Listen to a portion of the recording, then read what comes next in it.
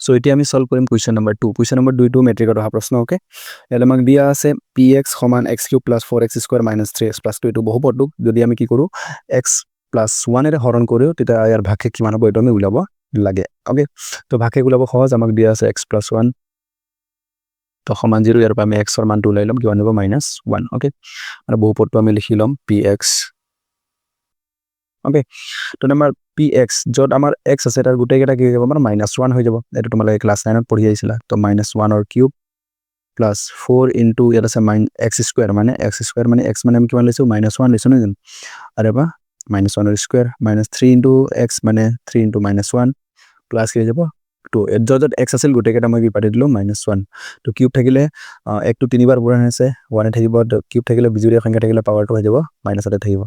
দি square আছে square থাকিলে এইটো হৈ যাব -7 প্লাস তো 1 গুণ 1 4 গুণ আৰু 4 ওকে